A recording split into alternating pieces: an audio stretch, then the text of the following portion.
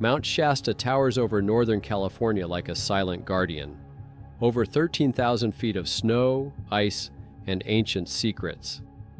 Local tribes have known for centuries that this mountain does not forgive mistakes, but sometimes it takes even those who have made no mistakes. In May 1999, Carl Landers set out to conquer the summit that had rejected him a year earlier. He had 25 successful climbs under his belt. He was accompanied by trusted friends. The weather was perfect, and the route familiar. Everything pointed to victory this time, but mountains know how to keep secrets, and what happened that day on the slopes of Shasta will remain a mystery forever. Carl Landers couldn't sit still. At 69, he would get up before dawn and run through the hills of Orinda while his neighbors were still asleep. After retiring from the air conditioning business, he didn't spend his days watching TV. Instead, Carl set himself a goal worthy of an obsessed perfectionist: to conquer the highest point in each of California's 58 counties. By May 1999, only a few remained on his list, but among them was one special peak, Mount Shasta, over 14,000 feet high. A year earlier, it had denied him the summit. Carl returned then with a defeat that burned more intensely than any physical pain. For a man who had run the Boston Marathon in 5.5 hours, failure was unacceptable.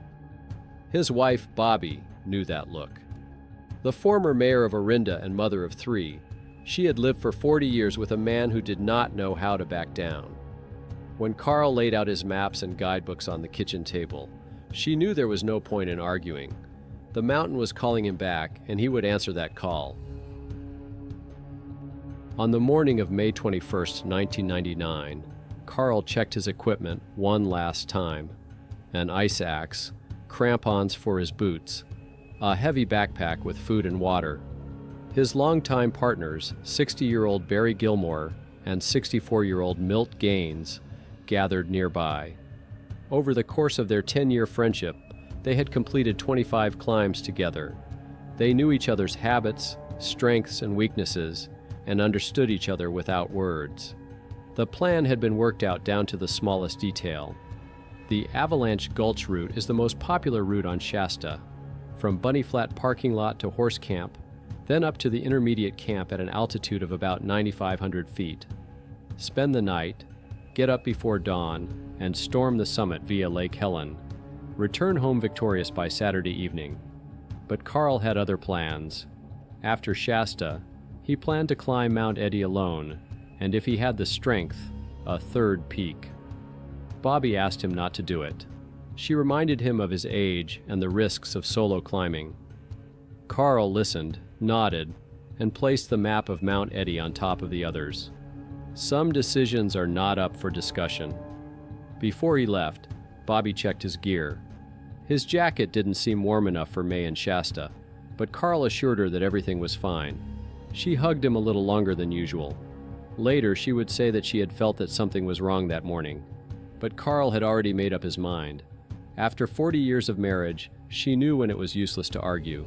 By noon, the 3 friends arrived in the town of Mount Shasta, at the foot of the mountain. Final preparations, checking the forecast. Clear, moderate winds. Perfect conditions for climbing. After lunch, they stood in the Bunny Flat parking lot, looking up at the white peak. More than a mile of climbing in 2 days. For young people, it was a walk. For men over 60, it was a serious challenge. But they had been through dozens of such challenges. What could go wrong on a proven route in good weather?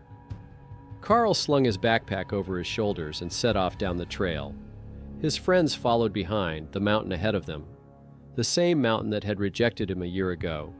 But mountains hold no grudges. They simply take those who come unprepared, or those whose time has come. No one knows the selection criteria. No one knows why Carl Landers would enter the terrible category of world mountaineering statistics. The problems began almost immediately. Even as they approached horse camp, Carl began to fall behind. Every 10 minutes, he veered off the trail and disappeared behind boulders. Milt and Barry exchanged glances but said nothing. They knew this pride. Carl had always been the slowest of the 3, but he never complained. Diarrhea at high altitude is not just an inconvenience. It is a loss of water that is almost impossible to replace. It's weakness, when every step requires effort. It's the risk of dehydration, which kills faster than you can imagine in the cold. Carl blamed the altitude sickness pills, Diamox, he had taken after last year's failure. But Milt, who had been watching his friend for 10 years, felt that it wasn't just the pills. When they offered to take his backpack, Carl waved them away. When they suggested taking a break, he shook his head. He walked on, gritting his teeth, stopping more and more often. His face was pale, which even his tan couldn't hide, but his eyes burned with the same determination as a year ago, when he vowed to return to Shasta. By evening, they had passed Hor Camp and continued their ascent to the camp.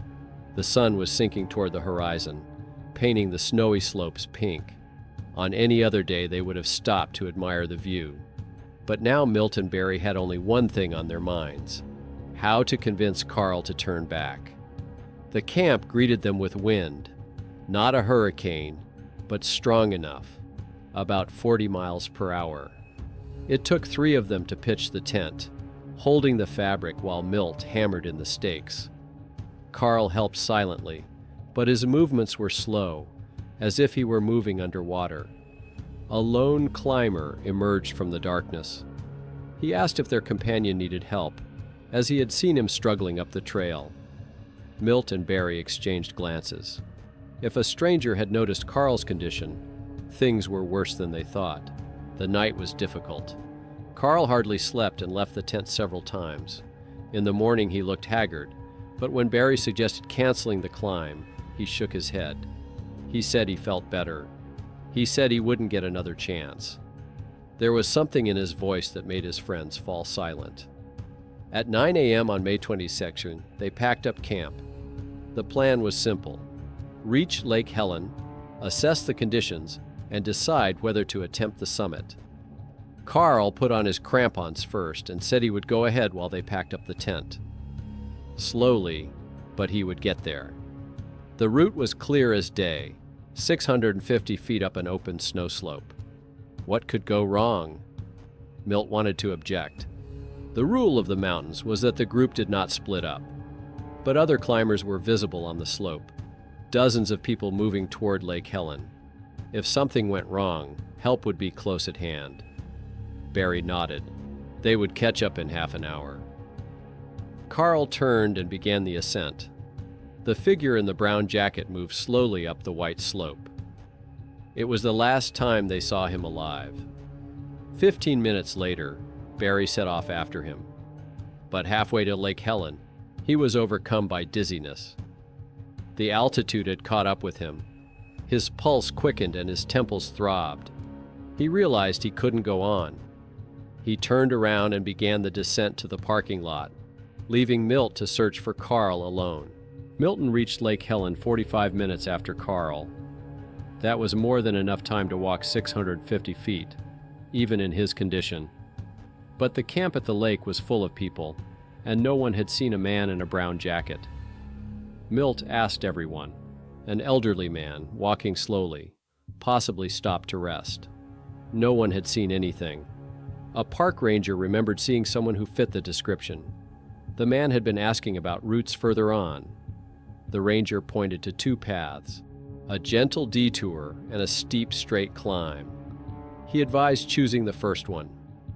Milt looked up. Groups of climbers were moving along the gentle route. A lone figure was visible on the steep slope. Slowly, stopping occasionally, but persistently, he was climbing upward. It was Carl's gait. 5 steps, a pause, then 5 more steps. Milt followed, but the distance did not decrease. The figure reached the ridge and disappeared behind the bend. When Milt reached the same place, there was no one there. Only footprints in the snow leading to the group of climbers far ahead. But they swore that no one had caught up with them. Milt returned to Lake Helen. Then he descended to the place where they had parted.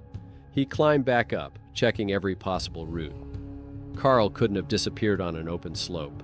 There were no crevasses, no cliffs, no danger of avalanches. Only snow, rocks, and dozens of witnesses. By noon, it was clear that something had gone terribly wrong. Milt decided to descend. At the camp, he set up Carl's tent and left his sleeping bag and food. If his friend was lost and returned, he would have shelter. It was a faint hope, but it was all he had left.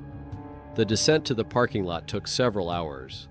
With every step, Milt replayed the morning's events in his mind. Why had they let Carl go alone? Why hadn't they insisted on canceling the climb? There are rules in the mountains, written in blood. One of them is that a sick person should never be left alone. They had broken that rule, and now Carl was gone. At the parking lot, Milt met Barry, who had been waiting for news for several hours. Seeing his friend's face, he understood everything without words. At 8 p.m., they called the Siskiyou County Sheriff's Department. The dispatcher recorded the information.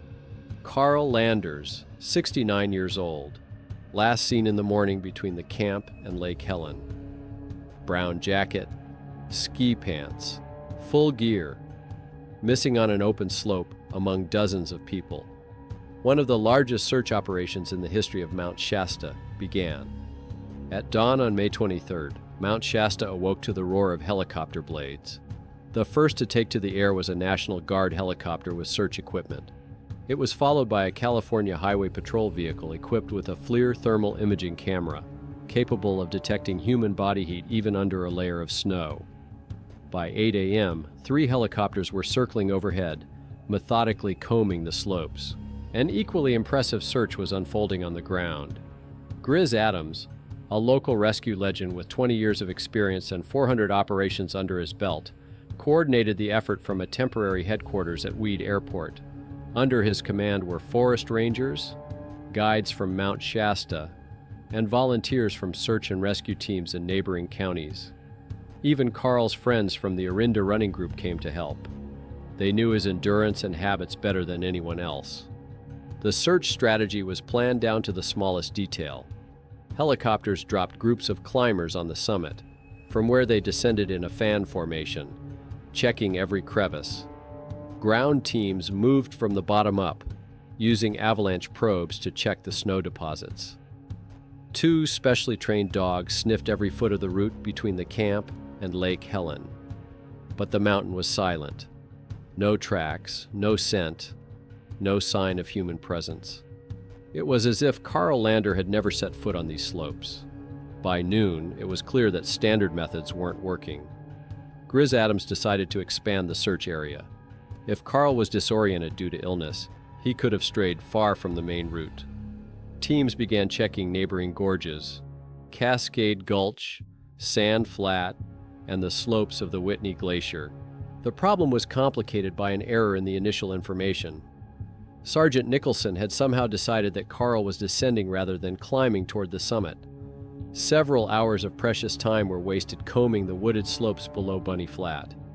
When the mistake was discovered, Adams personally led a group to the upper camps. The weather began to deteriorate. After noon, the wind picked up, raising snow dust and reducing visibility. Helicopters had to increase their altitude, which reduced the effectiveness of thermal imaging devices. Ground teams moved more slowly, battling gusts of wind, but no one gave up. Somewhere on that mountain was a man, possibly still alive, and every minute counted. By evening, more than 80 people were involved in the search. They checked every accessible route, every possible crash site, every place where a person could have taken shelter from the weather. The result was still 0. In Orinda, Bobby Landers stayed glued to the phone. When Milt called on the evening of May 22nd to report Carl's disappearance, she said only, "I knew. I felt something was going to happen." Now she waited for news, good or bad, just for some certainty. On May 28th, detectives met with her at a roadside cafe near Weed. Bobby told them everything about their 40 years together, their 3 children, how Carl couldn't sit still after he retired. She confirmed that they had no marital problems, no debts, and no enemies. Carl was stubborn, sometimes arguing until he was hoarse, but he never raised a hand. His only enemy was his own inability to accept defeat. Milt and Barry also gave statements. Guilt was evident in every word they said. They talked about Carl's illness, his refusal to seek help, and the fateful decision to separate. Milt admitted that he had hesitated before calling the rescue team. In 1997, Carl had already been missing for several hours in the mountains of Monterey County, but then came out on his own, tanned and embarrassed. Maybe he was just lost now, but everyone understood this was different. Mount Shasta in May, 10,000 feet high, illness and age. With every passing hour, the chances melted away like snow under the California sun.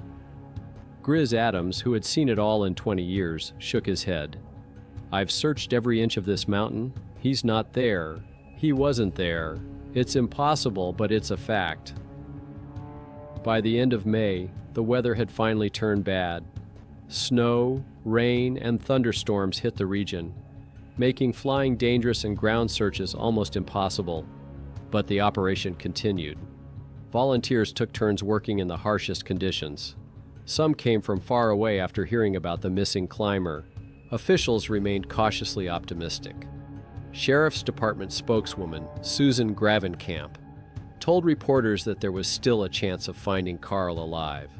He had food, plenty of snow to drink, and could find shelter among the rocks. Survival in the mountains for several days is not uncommon. But those who knew the mountains understood the truth. A 69-year-old man who had spent several nights at an altitude of 10,000 feet in such low temperatures was dehydrated. The math was grim. Even if Carl had found shelter, even if he had managed to build a fire, time was working against him. On June 3, 1999, the official search was called off. By this point, rescuers had spent hundreds of man-hours, combed every accessible area of the mountain, and used all available technology. Susan Gravenkamp summed it up in a short phrase that will go down in the history of Shasta's mysteries. "We've looked everywhere we can look, and we just don't know where else to go." The summer of 1999 came and went, but Mount Shasta kept its secret. Unofficial searches continued. Rangers checked remote areas while on patrol. Climbers carefully examined the slopes, and Carl's friends from Orinda periodically returned to the mountain. Everyone hoped to be the one to find at least some clue. On November 6, 2000, the Carl Landers case was officially declared inactive. A year and a half of searching had yielded absolutely nothing. Nature had not simply taken a man, it had erased all evidence of his existence on the mountain. For Bobby Lander, life was divided into before and after May 22nd. The house in Orinda held traces of Carl's presence. His running shoes by the door, a stack of maps on the table, marks on the calendar for planned climbs. She couldn't bring herself to throw these things away. They were the only proof that her husband had existed, that 40 years of life together had been real and not a dream. Milt Gaines and Barry Gilmore never climbed mountains together again. Their friendship, forged by 25 climbs, could not withstand the weight of guilt. Each in their own way relived that morning when they let their sick friend go alone. For years, Milt returned to the question, why didn't he insist? Why didn't he go after Carl right away? Why did he believe that 650 feet down an open slope was safe? The disappearance of Carl Landers became one of the most discussed mysteries of Mount Shasta. Locals added his story to a long list of unexplained incidents. They recalled John Neza, an 80-year-old climber who disappeared in 1965 in the same area of Lake Helen. Hundreds of people searched for him, finding only circling vultures, but no trace of the man himself. Rational explanations did not stand up to scrutiny. The theory that he fell into a crevasse was ruled out. The nearest crevasses were on the Whitney Glacier, far from Carl's route. The avalanche theory was also ruled out. The snow cover was stable that day. The assumption that he became disoriented and strayed from the route was contradicted by the facts. Dozens of people on the mountain could not have failed to notice a lone climber in a brown jacket. Investigators considered other versions. Detectives ruled out suicide or staging his own disappearance after talking to Bobby and his friends. Carl had no debts, depression, or reasons to run away from life. The criminal version was ruled out. It is impossible to commit a crime on an open slope among dozens of witnesses. Some experts suggested that dehydration combined with the side effects of Diamox could have caused confusion, causing Carl to walk off in an unexpected direction. But search teams checked every possible route within a few miles, to no avail. Grizz Adams, a man who dedicated his life to rescuing people in the mountains, admitted years later, "In 35 years on the job, I've never seen anything like it. We used helicopters, dogs, lots of people. We combed every inch. People don't just disappear without a trace in open terrain. But Carl was gone. It defies everything I know about the mountains. But it happened." The indigenous peoples of the region, the Wintu, Modoc, and Shasta tribes, were not surprised. For them, the mountain had always been a place of power, where the boundary between worlds thinned. The elders shook their heads as they listened to the story of the missing climber. The mountain had taken what belonged to it, not out of malice or revenge, simply because that is its nature. The story of Carl Landers taught the climbing community a harsh lesson. Technology, experience, and numbers are all meaningless in the face of the mountains. The rules written in the blood of generations of climbers cannot be broken. The group does not split up. A sick person does not go alone. Pride is not worth your life. But there was a deeper lesson to be learned. Sometimes nature reminds us of our insignificance in ways we cannot understand or accept. Carl Lander was not the first or the last to disappear on Shasta. After him came others, young and old, experienced and novice. For the Lander family, the absence of a body meant no closure. You cannot mourn someone whose death cannot be confirmed. You can't say goodbye to someone who just disappeared. Bobby lived the rest of her life with a ghost of hope. Maybe one day someone would find something.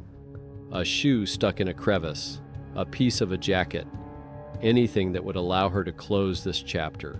25 years have passed since that day in May. Mount Shasta continues to attract thousands of climbers every year. Most return with stories of beauty and grandeur. Some return with tales of strange sounds and unexplained phenomena, and some never return at all. Somewhere on the slopes between the camp and Lake Helen lies the mystery of Carl Landers, perhaps under a layer of snow and ice that has accumulated over a quarter of a century. Perhaps in a place where no human has ever set foot. Or perhaps, as the locals believe, he went where there is no return, into the very heart of the mountain, which takes but never gives back. His story serves as a reminder. Mountains are beautiful, but they are not friends to humans. They exist according to their own ancient and immutable laws, and sometimes those laws demand a price we cannot understand. Carl Lander paid the ultimate price for his passion. Mount Shasta holds his secret, and it will hold it forever. The story of Carl Landers makes us think about many things. Is it worth risking your life to conquer a peak, knowing the pain your death will cause your loved ones? Do we have the right to follow our dreams when the price is the broken hearts of those who love us? Why do we refuse to accept help when we need it most? Carl's pride cost him his life, but don't we all do the same in our own climbs through life? And most importantly, do you believe that a person can simply disappear in the open in front of dozens of witnesses? Or is there something more to it than we are willing to admit? Write your version of what happened to Carl Landers in the comments. Whether rational or mystical, any theory deserves discussion. If you like this story, be sure to give it a like. This helps the channel grow and find even more amazing stories for you. And be sure to subscribe so you don't miss out on new mysteries that the world has in store for us. Thank you for watching, and see you in the next episode.